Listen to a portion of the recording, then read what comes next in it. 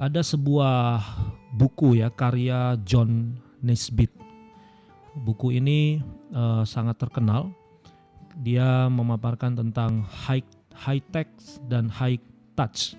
Nah, walaupun memang saya secara pribadi belum begitu mendalami karya tulisan dari John Naisbitt ini, tetapi yang menarik saya adalah istilahnya yang dia munculkan itu high tech dan high touch. High tech ini lebih kurang memiliki pengertian tentang kemajuan di masa depan, inovasi, ya, kemajuan khususnya dalam hal teknologi, ya, penemuan teknologi, inovasi dalam dunia teknologi.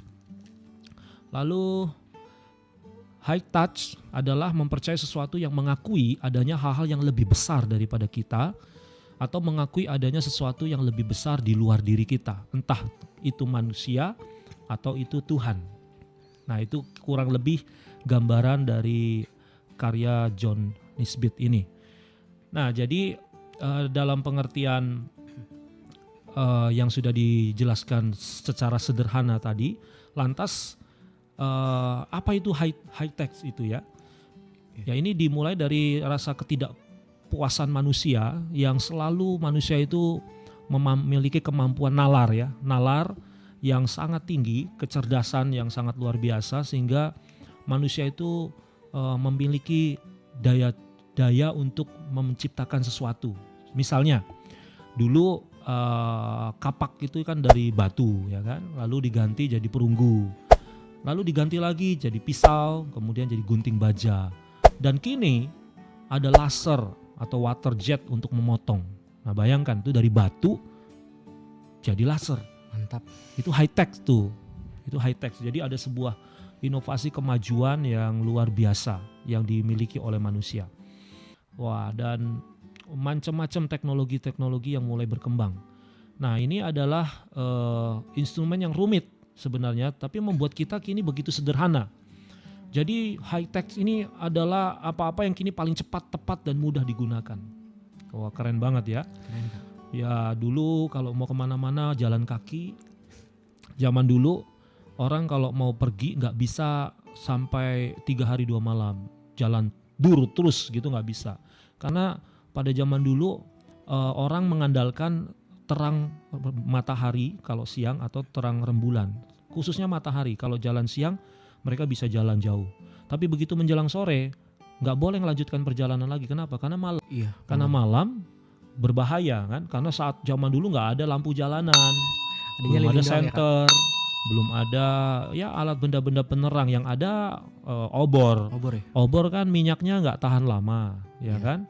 Jadi ya manusia zaman dulu untuk berpergian pergi ke satu tempat tertentu terbatas, tapi dengan adanya high tech manusia menciptakan sebuah teknologi inovasi.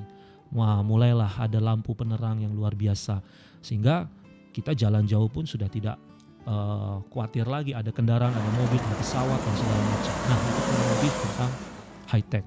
Sekarang kita bicara high touch. Nah, ini dia nih.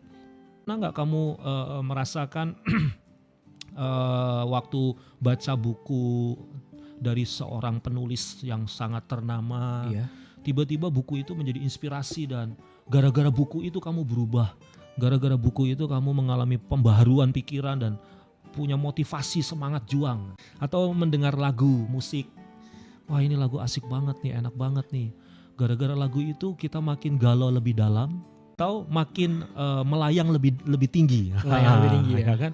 Itu berarti kita sedang tersentuh oleh sesuatu yang di luar kemampuan kita gitu ya, apalagi ketika kita dalam kondisi sedang tak berdaya. Betul banget, Kak. Atau dengan kalian nonton film, ya kan, ada orang terinspirasi, tersentuh, terdorong, termotivasi, akhirnya dia membuat satu perubahan besar gara-gara buku, gara-gara dengar lagu atau nonton sebuah tayangan film gitu ya.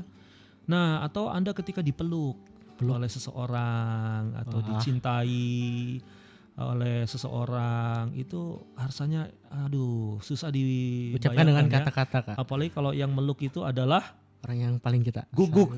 guguk ya Kak. Aduh. Jangan guguk. Jangan gugup dong Kak. Ya, mungkin orang tua kita atau teman baik kita ya. Nah, jadi itu kurang lebih contohnya. John Nisbet ini asalnya dari Amerika ya. Di negerinya saat itu dia penulis buku High Tech dan High Touch ini. Itu pengguna internet ini berdasarkan yang saya catat bulan Desember saja di Amerika saat itu 225 jutaan orang. Wow. Jadi kalau dilihat dari penduduk Indonesia ya lebih banyak ya dari penduduk Indonesia ya. Iya, Padahal di Indonesia pada bulan Desember 2006 nih pengguna internet itu baru mencapai ya kurang lebih 20 juta orang.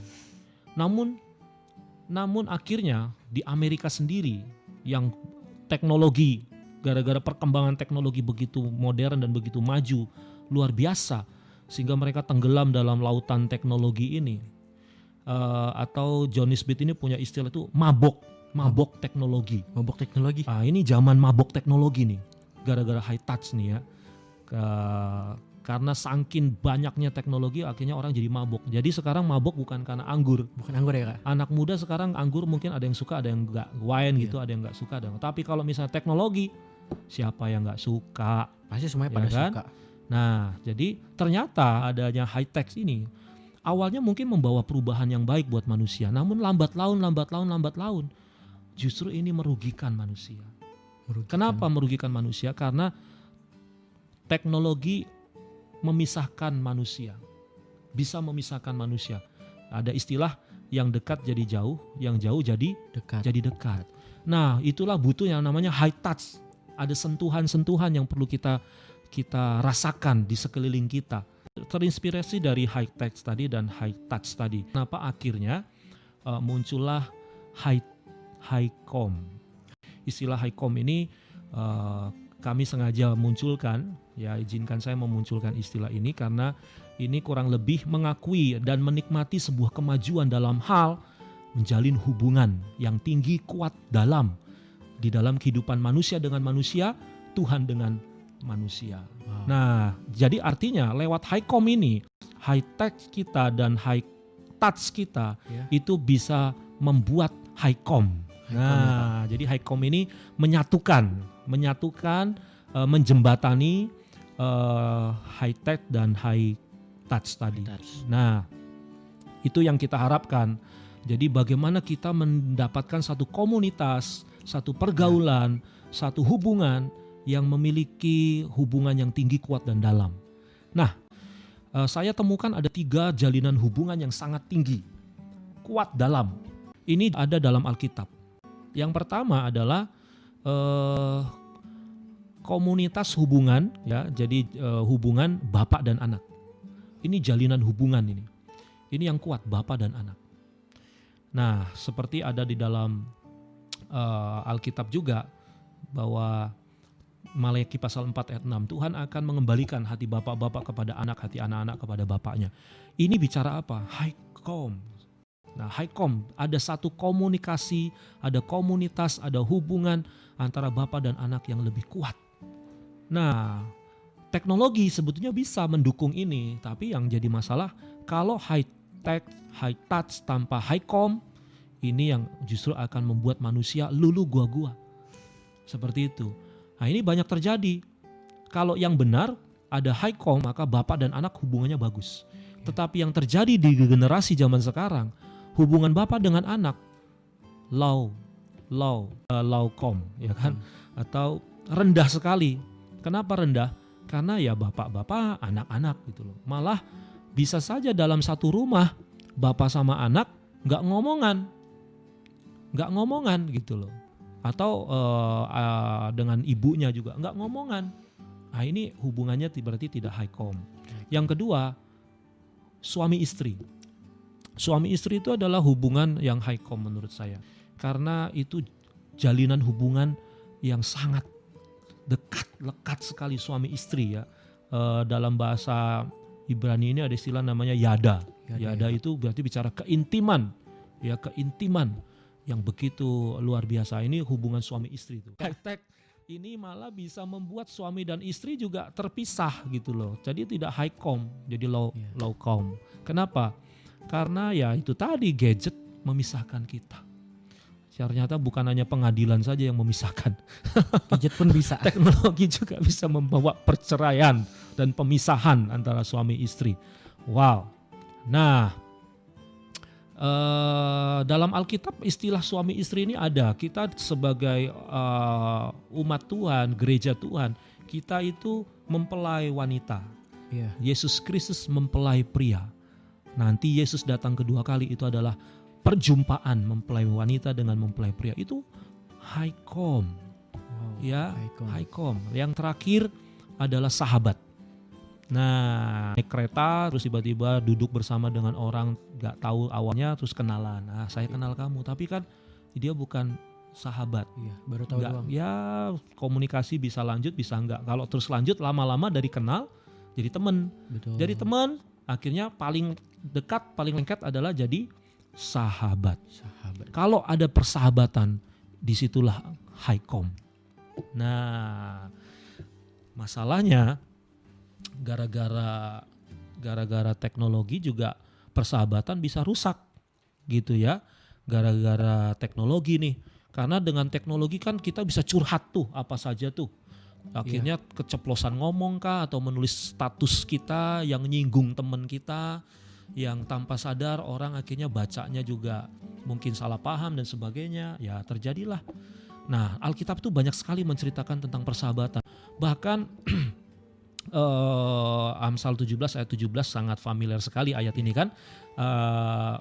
Seorang sahabat menaruh kasih setiap waktu. Lalu Amsal 18 ayat 24 juga ada yang mengatakan ada seorang sahabat itu lebih karib daripada saudara. Ya, ada seorang sahabat lebih karib daripada saudara. Nah, terus di dalam Alkitab juga mengajarkan kita supaya kita adalah sahabat Kristus. Wah, luar biasa bukan? Jadi Yesus Kristus itu yang akan membuat kita menikmati high-com. Nah, tanpa Yesus Kristus kita akan menikmati low-com. Tuhan itu sangat senang sekali dengan komunitas. Senang sekali dengan jalinan hubungan. Dari awal Tuhan sudah merancang itu. Adam dan Hawa diciptakan Tuhan sebenarnya untuk membangun hubungan dengan Tuhan. Ada satu komunitas, Adam, Hawa dengan Tuhan. Mereka bangun sebuah hubungan yang manis, hubungan yang indah, yang tinggi, yang kuat dan dalam. Nah, itulah yang kita maksud sebagai high-com. Nah, hanya persoalannya dosa merusak segalanya. Iblis telah membujuk dan menggoda, dan akhirnya kita terbawa oleh keinginan dosa, kita terbawa oleh keinginan iblis. Ditarik. Kita jadinya komunitasnya dengan dosa. Mestinya kita komunitasnya dengan Tuhan, tapi banyak anak-anak remaja muda high tech, high touch, di touch-nya dengan dosa. Touch-nya yang menyentuh dosa. Teknologi digunakan untuk berbuat dosa. Nah, ini merusak high-com akhirnya. Gitu.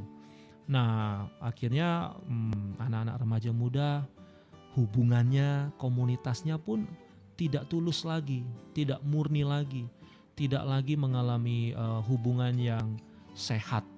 Ya, terjadilah perselisihan, tawuran, perkelahian, musuhan, dendam, benci, dan ini merusak high-com. Ini merusak high-com. Itu sebabnya Alkitab menasihatkan kita ya, pergaulan yang buruk merusak kebiasaan yang baik. Tapi kalau kita high-com, pergaulan kita ya awalnya ini sifatnya ini orang ini nggak benar, nggak baik gitu. Tapi dia karena bergaul dengan lingkungan yang baik, akhirnya dia jadi berubah, bertobat, melayani Tuhan dan cinta Tuhan. Nah, ini yang kita mau mengembalikan lagi, atau ingin menegakkan ya, bagaimana supaya kita menciptakan high-com, ya komunitas-komunitas yang berkelas, dalam arti di sana terjalin sebuah hubungan yang manis, yang baik, yang indah. Teknologi yang ada kita gunakan untuk berkomunitas yang baik. Ya, sentuhan-sentuhan yang ada dari sesama kita berbagi, membantu dengan orang lain, terangkum di dalam sebuah wadah yang namanya komunitas. Ya, salah satu cara kita untuk menikmati Highcom yang namanya Happy Community. Happy community. My choice is my destiny. In Jesus Christ, I am so happy. Itu slogan kita. Hanya Yesuslah yang membuat Highcom itu bisa menjadi bahagia dan indah. Di dalam ada Yesus, kita bahagia. Nah, di dalam komunitas ini kita terbuka dengan umum sebenarnya. Tidak dibatasi oleh gereja mana, bahkan agama mana. Kita cuman berharap Anda memandang Yesus dari sudut pandang yang benar gitu loh. Betul. Jangan memandang dia sebagai pribadi yang salah atau salah paham. Nah, kita akan luruskan siapa Yesus itu. Jadi dari awal kita akan bilang bahwa komunitas ini didasari oleh Kristosentris. Yesus menjadi pusat kita. My choice is my destiny.